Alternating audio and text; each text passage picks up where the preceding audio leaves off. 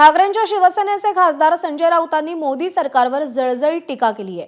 पहलगाम हल्ल्यासंदर्भात सरकारला समर्थन म्हणजे जनतेच्या भावनांशी खेळ असल्याची बोचरी टीका राऊतांनी केलेली आहे। तर मोदी मुंबईतील वेव्स कार्यक्रमात उपस्थित राहिले होते आणि त्यावरून सुद्धा त्यांनी मोदींना लक्ष्य केलंय। पहलगाम हल्ल्याच्या पार्श्वभूमीवर गृहमंत्री शहांनी राजीनामा द्यायला हवा अशी मागणी संजय राऊत यांनी केली आहे।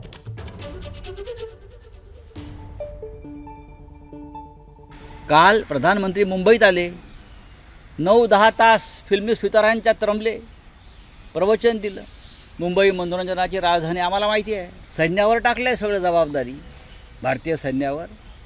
इंदिरा गांधींनी सैन्यावर नाही टाकलं, निर्णय दिला, आदेश दिला, मला युद्ध करायचं आहे। याला म्हणतात राजकीय इच्छाशक्ती। तुमच्याकडे आहे का ती? अशा सरकारचं समर्थन म्हणजे कमजोरीचं समर्थन, उडाणटप्पूपणाचं समर्थन आणि टपोरीपणाचं समर्थन आहे ते। ज्यांच्या चेहऱ्यावर चिंतेची लकीर दिसत नाही। काल पहा प्रधानमंत्र्यांचा चेहरा तुम्ही। एखाद्या प्रधानमंत्र्यांनी बिहारचा प्रचाराचा दौरा रद्द केला असता हो, पण ते फिरतात मस्त मौला, अरफन मौला, चुन चुनकर मारेंगे हे प्रत्येक वेळेला बोलतात।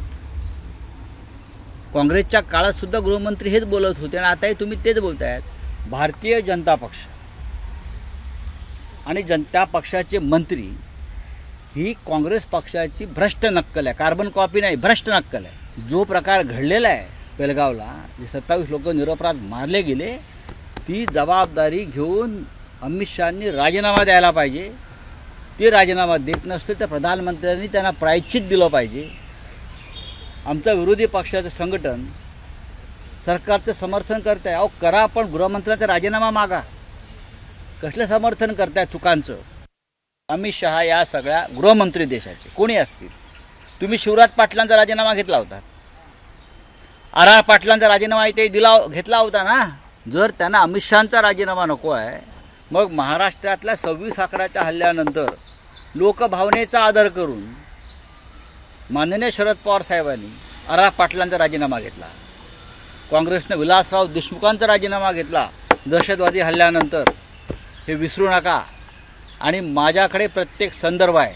आर पाटलांचा राजीनामा ज्याने घेतला, विलासरावांना राजीनामा द्यायला लागला, त्याच्यामुळे काही गरज नव्हती। मग त्यांनी अमित शहांचं समर्थन करू नये। एबीपी माझा, उघडा डोळे बघा नीट।